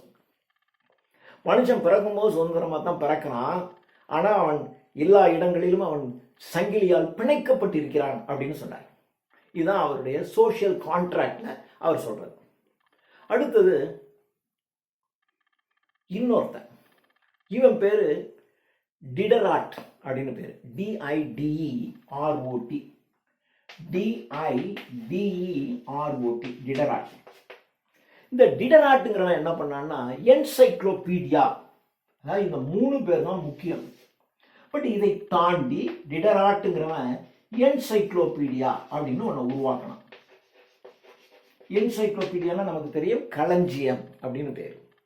இந்த என்சைக்ளோபீடியாவினுடைய எடிட்டர் தான் இந்த டிடராட், எடிட்டர், அதனுடைய ஆசிரியர். இவன் என்ன செஞ்சான்னா, இப்போ இவன்லாம் தனித்தனியா பெரிய ஜாம்பவான், மாண்டஸ்கியூ, வோல்டர், ரூசோ, பட் சின்ன சின்ன ஆள்லாம் இருப்பான், இதே மாதிரியான எண்ணம் உடையவன் இருப்பான், ஆனால் இந்த அளவுக்கு பாப்புலராக இருக்க மாட்டான். டிடராட் என்ன பண்ணாடே, உங்களுக்கு என்னெல்லாம் தோணும் எல்லாத்தையும் எழுதுறான், கொண்டு வந்து என்கிட்ட கொடு, நான் அதை புக்காக நான் போடுறேன் அப்படின்னு இவன் என்சைக்ளோபீடியான்னு வச்சான். அப்போ இது மாதிரியான உணர்வும் வேகமும் கொண்ட பல எழுத்தாளர்கள் அவன் எழுதுனதெல்லாம் கொண்டு வந்து இவன்கிட்ட கொடுப்பான். இவன் இந்த என்சைக்ளோபீடியா களஞ்சியம் எல்லாவற்றையும் சேர்த்து தொகுத்து புக்கா வெளியிட்டான். புக்கா கிட்டத்தட்ட 25 வால்யூம்ஸ் வெளியிட்டான், 25 வால்யூம். இப்போ நான் ஒரு எழுத்தாளர், ஆனால் நான் வந்து மாண்டஸ்கியூ மாதிரியோ வோல்டர் மாதிரியோ ரூசோ மாதிரியோ பவர்ஃபுல் இல்லை. ஆனாலும் எனக்கு கோவம் வருது, என் கருத்தெல்லாம் சொல்லணும்னு தோணுது. எழுதி நான் கொண்டு போய் கொடுத்தேன்னு வச்சுங்க, எல்லாத்தையும் வாங்கி என்சைக்ளோபீடியாவில் பிரிண்ட் பண்ணிடுவோம், மக்களுக்கு போகும். 25 வால்யூம்ஸ் பிரிண்ட் பண்ணுவோம். அப்படி இவன் எல்லாத்தையும் செயல்படுத்தினான். இது ஒரு ரீசன். இந்த மாதிரியான பிரெஞ்சு பிலாசபர்ஸ், பிரெஞ்சு தத்துவ ஞானிகள் கொண்டு வந்தாங்க. இது 4வது ரீசன். 5வது ரீசன் ஃபினான்சியல் கண்டிஷன். பிரான்ஸ் நாட்டினுடைய நிதி நிலை, financial condition of the country. Financial condition எப்படி இருக்குன்னு உங்களுக்கு தெரியும். பொதுவாக ஒரு நாட்டில் சாதாரண மக்கள்கிட்ட கையில் காசு இல்லைன்னு வச்சுங்க, அங்கே புரட்சி ஆரம்பிக்கிறதுக்கான காரணம் வந்துடும். வேலை செய்கிறவங்க சம்பளம் கொடுக்கல, 1 மாதம் கொடுக்கல, 2 மாதம் கொடுக்கல, 3 மாதம் கொடுக்கல, மக்கள் கொதித்து எழுந்துருவான். மக்கள் பட்னியாக கிடக்கிறான்னு வச்சுங்க, கொஞ்சம் பொறுப்பான், 2வது தடவை பொறுப்பான், அப்புறம் கொடி பிடிச்சி அங்கங்கே சத்தம் போடுவான், கத்துவான், அப்புறம் திடீர்னு ரோட்டில் போகிற பஸ்ஸெல்லாம் அடிப்பான், உடப்பான், எல்லாத்தையும் பண்ணுவான், கவர்மெண்ட் ஆஃபீஸ்குள்ளெல்லாம் பூந்துருவான். நடக்குமா இல்லையா? அப்போ ரெவல்யூஷன் வருது அப்படின்னா மற்றதெல்லாம் நீங்கள் சொன்னீங்கன்னா சத்தம் போடுவான், போயிடுவான். ஹிந்தி வருது, சமஸ்கிருதம் வருது, தமிழ் வருதுன்னு எதையா நீங்கள் சொல்லிட்டு இருக்கீங்கன்னா கொடி பிடிப்பான், சத்தம் போடுவான். நீங்கள் வந்து ஓட்டை திருத்தக்கூடாது, அதை கூட எதாவது சொன்னீங்கன்னா அதுக்கு ஒரு 100 பேர் இருப்பாங்க, எஸ்ங்கிறதுக்கு 100 பேர் இருப்பான், அகெயின்ஸ்டுக்கு 100 பேர் இருப்பான். இவனா ரெவல்யூஷன்லாம் வந்துடாது. பட் இவனை புறம் பட்னி போட்டிங்கன்னு வச்சுங்க, நேரம் எல்லாத்தையும் அடித்து நீங்கள் கூப்பிடவே வேண்டாம். இப்போ மற்றதுக்கெல்லாம் நீங்கள் கூப்பிடணும். அவனுக்கு காசு கொடுத்து வேன் வச்சு உனக்கு இவ்வளோ காசு தரேன், டெய்லி காசு தரேன், உனக்கு தண்ணி வாங்கி தரேன், பிரியாணி வாங்கி தரேன்னு சொன்னீங்கன்னா தான் வருவான். அவனை காசு இல்லாமல் போடுங்க, அவனா ஓடி வந்து அடித்து உடப்பான். அப்போது ஃபினான்சியல் கண்டிஷன், நிதி நிலை அது மோசமாக இருந்தால் that is the root cause of all revolution. எல்லா புரட்சிக்கும் அது ஒரு மிகப்பெரிய ஒன்றாக அமைஞ்சு போயிடும். இது ஒரு காரணம். இதில் என்ன பண்ணிட்டாங்க அப்படின்னா, நான் முதலே சொன்னேன், 14 வந்து லூயிஸ் 15 கிட்ட வரும்போது சொன்னார், தம்பி நீ எதுவும் சண்டை கிட்ட எந்த நாட்டிலையும் சண்டை வச்சுக்காத அப்படின்னு சொன்னார். இவர் என்ன பண்ணான்னு பாருங்க, இவன் வேற சண்டை போட்டான். இவன் சண்டை போட்டு நிறைய வந்து சரி அது வச்சுக்கோங்க. லூயிஸ் 14 வந்து லூயிஸ் 15 கிட்ட சொல்கிறான், டேய் சண்டை போடாத, சண்டை போட்டு எந்த நாட்டோடையும் பகை வச்சுக்காத, நீ சண்டை போட்டேன்னா காசு செலவாயிடும். அப்போ ஏற்கனவே நம்ம நாட்டில் வந்து ரொம்ப காசு இல்லாமல் இருக்குது, கஜானா காலி, நீ எங்கேயும் போகாத, சண்டை போடாத, மக்களுக்கூட சேர்ந்து பண்ணிக்க அப்படின்னு சொன்னான். ஆனால் 15 கேட்கவே இல்லை. லூயிஸ் 15 வந்து கேட்கவே இல்லை. இவன் ஏகப்பட்ட ஆடம்பரம், திடீர்னு ஒரு பெரிய அரண்மனையை கட்டிக்குவான் அவனுக்கு. அப்புறம் ஏகப்பட்ட பெண்களோட அவனுக்கு தொடர்பு, ஏகப்பட்ட மிஸ்ட்ரஸஸ், காதலிகள், பெண்கள், அந்த பெண்களுக்கெல்லாம் திடீர்னு இந்த அந்த அந்த தெருவை உனக்கு எழுதி வச்சுட்டேன்மா, இந்த இந்த தெருவை நீ எடுத்துக்க, இந்த ஊரை நீ எடுத்துக்க, இந்த 100 ஏக்கர் நிலம் உனக்கு. அவனுக்கு கம்ஃபர்டபுளாக ஏதாவது லேடிஸ் இருந்தால் அவங்களுக்கு எல்லாத்தையும் கொடுத்துருவான். ஸோ ஏகப்பட்ட மிஸ்ட்ரஸஸ், பேலஸஸ், லக்ஸுரி, ஆடம்பரம், இதில் இவன் செலவழிச்சான். சரி, வேற அவன் தான் சொன்னால சண்டை போடாதா, சரி ஏதோ இவனா அனுபவிச்சுக்கிட்டானா. திடீர்னு வார் ஆஃப் போலிஷ் சக்சஷன். போலந்து நாட்டில் பாரிசு போராட்டம் நடக்குது. போலந்து நாடு பக்கத்து நாடு.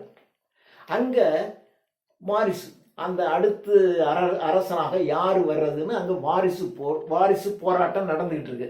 திடீர்னு இவன் அங்கே போய் ஒருத்தனுக்கு ஆதரவாக அங்கே போய் சண்டை போட்டான். நீயே அங்கே போற, உனக்கு பிரச்சனை இல்லைல்ல, அங்கே போய் போட்டான். இதே மாதிரி வார் ஆஃப் ஆஸ்திரியாவிலையும் அதே மாதிரி இன்னொரு நாடு, அந்த நாட்டிலையும் போட்டு இதே மாதிரியான வேலையை செஞ்சான். ஆஸ்திரியன் சக்சஷன் இதுலையும் போய் செஞ்சான். இன்னொரு வேலையை செஞ்சான். இங்கிலாண்டோட 7 years war. 7 ஆண்டுகள் போர் இங்கிலாண்டோட நடந்துச்சு. இந்த போர்ல இவன் தோத்து போயிட்டான். தோத்து போனது மட்டும் இல்லாமல் இவன் தோத்ததுனால என்ன ஆயிடுச்சுன்னா, இவனுடைய காலனி நாடுகள்னு இருக்கும்ல, இப்போ நமக்கு இங்கிலாண்டினுடைய காலனி நாடாக நம்ம இந்தியா இருந்துச்சு, அது மாதிரி பிரான்ஸ் நாட்டினுடைய காலனி நாடுகள் இருக்கும் இல்லையா, அந்த காலனி நாடுகளை நிறைய தான் இழந்துட்டாங்க. அது இவனுக்கு அப்படியே உறுத்திக்கிட்டே இருந்துச்சு. என்னடா இங்கிலாந்து கிட்ட நம்ம தோத்துட்டோமே, சரி தோத்துட்டோம், விட்டுற வேண்டியதானே, காலனி நாடுகள் போச்சு, பேசாம இருக்க வேண்டியதானே. இப்போ பக்கத்தில் இருக்க அமெரிக்காவில் சுதந்திர போராட்டம் நடக்குது. அமெரிக்கன் வார் ஆஃப் இண்டிபெண்டன்ஸ் நடக்குது. அந்த அமெரிக்கன் வார் ஆஃப் இண்டிபெண்டன்ஸுக்கு ஹெல்ப் பண்றதுக்காக இவன் இங்க இருந்து ஒரு படையை அனுப்புறான். அமெரிக்கன் வார் ஆஃப் இண்டிபெண்டன்ஸ் யாருக்கு? அகைன்ஸ்ட் இங்கிலாந்து இல்லையா, இங்கிலீஷ்காரனுக்கு எதிராக தான் அங்க இருக்கக்கூடிய மக்கள் வந்து போராடுறாங்க. American war of independence. அப்போ இதான் சான்ஸ், அங்க இருக்கிற மக்களுக்கு போய் இவன் சப்போர்ட் பண்றான். ஏன்னா 7 years வார்ல இவன் இங்கிலீஷ்காரன் நம்மளை அடிச்சுட்டான். அப்போ அவனை பழி வாங்குறது எப்படான்னு காத்துட்டே இருந்தான். காத்துட்டு இருந்தது. அமெரிக்காவில் அந்த நாட்டினுடைய அங்கே இங்கிலீஷ்காரனுக்கு அகைன்ஸ்டாக அந்த அமெரிக்க நாட்டு மக்கள் சுதந்திர போராட்டம் நடத்தும் போது அந்த மக்களுக்கு ஆதரவாக இவன் போய் அவங்களுக்கு உதவி செஞ்சு அவங்களுக்கு சுதந்திரம் வாங்கி கொடுத்துறான். இங்கிலீஷ்காரனை தோக்கடிச்சு விரட்டிட்டு அமெரிக்கா சுதந்திர நாடாக மாறிடுச்சு. அப்பாடா, நம்ம எதிர்த்த இங்கிலீஷ்காரனை தோக்கடிச்சிட்டோம், பெருமை. இதுல எவ்வளவு பணம் போகும்? Polish war of succession, Austrian war of succession, 7 years war with England, American war of independence. கையில காசே கிடையாது, எல்லாம் போயிடுச்சு. ஆனா இங்கிலீஷ்காரனை நான் பழிக்கு பழி வாங்கிட்டேன் அப்படிங்கிற ஒரு ரிவெஞ்ச் அதுதான் இருந்துச்சு. இப்போ என்னன்னா, காசே கிடையாது, ஏகப்பட்ட கடன் வாங்கிட்டாங்க. ஏகப்பட்ட கடன் வாங்கினதுனால அந்த கடனுக்கு வட்டி கொடுக்கணுமா இல்லையா? அந்த கடனுக்கு கொடுக்க வேண்டிய வட்டி இவனுக்கு அந்த அரசாங்கத்திற்கு வருகின்ற வருமானத்தை விட நாம கொடுக்க வேண்டிய வட்டி கூட. நீங்க என்ன பண்ணணும்? மக்கள்கிட்ட வரி வசூலிச்சு மக்களுக்கு நல்லது செய்யணும். அங்க உங்க வரி வசூல் அந்த வேலை செய்யறவங்க சம்பளம் கொடுக்கணும், மக்களுக்கு நல்லது செய்யணும், ரோடு போடணும், ஏதோ செய்யணும். நீ ஒன்றும் செய்ய வேணாம், வரியெல்லாம் வசூலிப்பான். வரியை வசூலிச்சு வட்டிக்கு கொடுத்துருவான். கையில் வட்டியே கொடுக்க முடியாது, காசே இல்லை. இதுதான் பிரான்ஸ் நாட்டினுடைய நிலைமை, ஃபினான்சியல் கண்டிஷன், நிதி நிலைமை இந்த நிலைமையில இருக்கு. என்னடா பண்றதுன்னு பார்த்தேன். எப்படி இருந்தாலும் உங்களுக்கு பணம் வேணும்ல. உடனே என்ன பண்ணான்னா, முக்கியமானவங்களெல்லாம் கூப்பிட்டான். He summoned all important notable persons. எல்லாம் முக்கியமானவங்களெல்லாம் கூப்பிட்டு, அப்போ இந்த மாதிரி நிலைமை இப்படி இருக்கு, அதனால நம்ம இந்த நோபல்ஸுக்கும் சர்ச் பீப்புளுக்கும் கொஞ்சம் டாக்ஸ் போடுவோம். ஏன்னா இது வரைக்கும் அவங்களுக்கு டாக்ஸே கிடையாது, சாதாரண பெசன்ஸ் தான் டாக்ஸ் கட்டிக்கிட்டு இருக்காங்க. நீங்கள் கொஞ்சம் உங்களுக்கு கொஞ்சம் டாக்ஸ் போடுவோம், நீங்கள் அதை கொடுங்க, அதை கொடுத்தீங்கன்னா நம்ம பிரச்சனையை சால்வ் பண்ணலாம் என்று முக்கியமானவங்களெல்லாம் கூப்பிட்டு ஒரு மீட்டிங் போட்டான். ஒருத்தனும் சொல்லிட்டான், அவங்களுக்கு போடக்கூடாது, நாங்கள் கட்ட மாட்டோம்னு சொல்லிட்டு போயிட்டாங்க, எழுதி போயிட்டான். நோ நோபல்ஸுக்கும் சர்ச் பீப்புளுக்கும் நோ டாக்ஸ். எங்களுக்கு போட்டால் நாங்கள் கேட்க மாட்டோம் அப்படின்னு சொல்லிட்டு போயிட்டாங்க. போட்ட உடனே சரி பார்லிமெண்ட்டில் வச்சான். சரி அவன் கொடுக்கல. பார்லிமெண்ட்டுக்கு போய் புதுசாக கடன் வாங்குறதுக்கு பர்மிஷன் கொடுங்கன்னு பார்லிமெண்ட்டில் கேட்குறான். பார்லிமெண்ட் என்ன சொல்லிடுச்சு, ஏற்கனவே வாங்கின கடனுக்கே வட்டியை கொடுக்க முடியல, இன்னும் புதுசாக கடன் வாங்கினா எப்படா பண்ணுறதுன்னு அவன் அதை கொடுக்கல. மக்களுக்கு உதவி செய்யறது இல்லை, இவனுடைய ஆடம்பரமான அரண்மனை இருக்கு, இவனுடைய நிறைய பெண்களோடலாம் இவர் இருக்காரு, அதுக்கெல்லாம் காசு வேணும்ல இவனுக்கு. அப்போ என்ன பண்றது, சாதாரண மக்கள் மேல டாக்ஸ் போடுறது. சரி சாதாரண மக்கள் மேல இன்னும் டாக்ஸ் போடுவான் அப்படின்னா அந்த பார்லிமெண்ட் சொல்லிடுச்சு, ஏற்கனவே ஏகப்பட்ட டாக்ஸ் போட்டு அவன் செத்துக்கிட்டு இருக்காண்டா, இன்னும் எப்படி டாக்ஸ் போடுறது, எப்படி நீ கடன் வாங்குறது கஷ்டம், வேண்டாம் அப்படின்னு சொல்லிடுச்சு. அப்படின்னு சொன்ன உடனே இவனுக்கு டக்குன்னு கடுப்பாயிடுச்சு. கடுப்பாயிட்டு என்ன பண்ணிட்டாங்கன்னா பார்லிமெண்ட்டை கலைச்சிட்டான். பார்லிமெண்ட்டை கலைத்து விட்டான். பார்லிமெண்ட் இருந்தால் தான் அவனை கேட்கலாம். பார்லிமெண்ட்டுங்கிறது ஒன்று சும்மா, பார்லிமெண்ட்டு சும்மா தான் கேட்பாங்க, அந்த சும்மா கேட்கவும் முடியாது, கேட்க வேண்டாம், எல்லாத்தையும் கலைச்சிட்டான். கலைச்ச உடனே இப்போதான் இந்த எஸ்டேட் ஜெனரல் அப்படின்னு ஒன்று இருக்கும். எஸ்டேட் ஜெனரல் பிரைம் மினிஸ்டர்னு வச்சுங்களேன், அந்த பிரைம் மினிஸ்டர் மாதிரியான அதிகாரமுடைய ஒருத்தர். ஆனால் அவர் அரசனுக்கு கையாளாதான் இருப்பான். இப்போ மக்கள் என்ன சொல்றாங்கன்னா எஸ்டேட் ஜெனரலுக்கு எலெக்ஷன் வை அப்படின்னா மக்கள் அங்கங்கே போராட்டம் நடத்த ஆரம்பிச்சான். எல்லாம் பார்த்துட்டே இருக்கான். இந்த மிடில் கிளாஸ்னு ஒருத்தர் சொன்னாலும் இல்லையா, அந்த மிடில் கிளாஸ் பீப்புள், அந்த மிடில் கிளாஸ் இவங்க கூட தான் இருப்பாங்க. அவனும் அந்த அன்பிரிவிலேஜ் கிளாஸ் தான். ஆனால் அவன் ஒரு டாக்டராக இருப்பான், இன்ஜினியராக இருப்பான், ஒரு லாயராக இருப்பான், அந்த மாதிரி வேலையெல்லாம் செய்வாங்க. அவங்க கொஞ்சம் படித்தவங்களாக இருப்பாங்களா, இதெல்லாம் அவன் வாட்ச் பண்ணிக்கிட்டே இருந்தான். இப்போ நோ, எஸ்டேட் ஜெனரலுக்கு எலெக்ஷன் வைக்கணும் அப்படின்னு அந்த மிடில் கிளாஸ் பீப்புள் தான் போராட ஆரம்பித்தான்.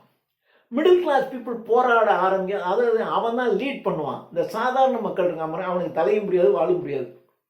இன்னைக்கு டிஎம்கே இதுதான் கரெக்டுன்னு சொன்னால் ஆமாம், ஏடிஎம்கே அதுதான் கரெக்ட்னா அதுவும் அவனுக்கு ஒன்றும் பெருசாக தெரியாது.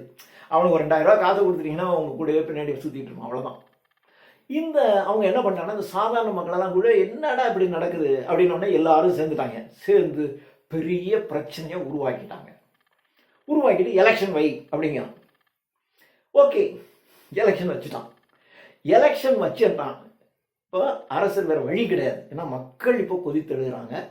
174 ஆண்டுகளுக்கு பின்னர், ஆஃப்டர் 174 இயர்ஸ், 174 ஆண்டுகளுக்கு பின்னர் எஸ்டேட் ஜெனரலுக்கு எலெக்ஷன் நடக்குது. இங்கே தான் ரெவல்யூஷன் ஆரம்பிக்குது. இதெல்லாம் ரெவல்யூஷனுக்கான காரணம். சரி, எலெக்ஷன் நடக்கணும். எலெக்ஷன் நடக்கிறதுல இவங்க ஒரு புத்திசாலித்தனம் பண்ணுவாங்க. அதாவது ஒரு மனிதனுக்கு ஒரு ஓட்டு, ஒரு ஆளுக்கு ஒரு ஓட்டு அப்படிதான் இருக்கணும். நோ, ஒரு அமைப்புக்கு ஒரு ஓட்டுன்னு வச்சுக்கலாம். நோபல்ஸுக்கு ஒரு ஓட்டு, சர்ச்சு பீப்புளுக்கு ஒரு ஓட்டு, பெசன்ஸுக்கு ஒரு ஓட்டு, சாதாரண மக்களுக்கு ஒரு ஓட்டு, மொத்தம் 3 ஓட்டு தான். நோபலுக்கு வாயா நீ ஓட்டு போடு, சர்ச்சு பீப்புளை கூப்பிட்டு அவனையும் ஓட்டு போடு, பெசன்ஸில் நீங்கள் யாராவது ஒரு ஆள் ஓட்டு போடுறான்னா அவங்க 2 பேரும் சேர்ந்து அவங்க 2 ஓட்டு ஆகிடும், இவங்க ஒரு ஓட்டு தான் போடுவாங்க, தோற்றுருவாங்க. இப்படித்தான் இதுக்கு முன்னாடியெல்லாம் செஞ்சுக்கிட்டு இருந்தான். ஆனால் அந்த மக்களுக்கு அது ரொம்ப புரியலை. இப்போ இவன் டென்ஷனில் கடுப்பில் இருக்கான். இப்போ இப்படி இது செஞ்ச உடனே என்ன அப்படி 1 man 1 vote போடுறாங்க, ஒரு ஆளுக்கு ஒரு ஓட்டு, அப்போதான் அப்படின்னு மறுபடியும் கலகம் வருது. கலகம் வந்த உடனே வேற வழியே இல்லை, 1 man 1 vote அப்படின்னா இவங்க தான் ஜெயிக்கிறான். இப்போ ஜெயிக்கிறாங்க. இப்போ இவனை ஜெயிக்க விடாம அவன் ஏதாவது பண்ணுவான். இப்போ இவங்க ஜெயிக்கிறாங்க, அவன் ஏதோ பண்றான், அடிச்சு உடைச்சு புரட்சி ஆரம்பிக்குது. இதுதான் புரட்சி ஆரம்பிக்கிற பாயிண்ட். இப்போ நம்ம சொன்னது எல்லாம் the causes of French revolution. அடுத்த வீடியோவில் அந்த புரட்சி எப்படி நடந்துச்சு, the course of the French revolution, அது சின்ன வீடியோ தான், கொஞ்சோண்டு தான். எப்படி நடந்துச்சு, எங்கெங்க என்னென்ன பிரச்சனை நடந்துச்சு, இங்கே என்ன நடந்துச்சு, அங்கே நடந்துச்சுன்னு அதை மாத்திரம் நம்ம பார்த்தா பிரெஞ்சு ரெவல்யூஷன் முடிஞ்சு போயிடும். தேங்க்யூ.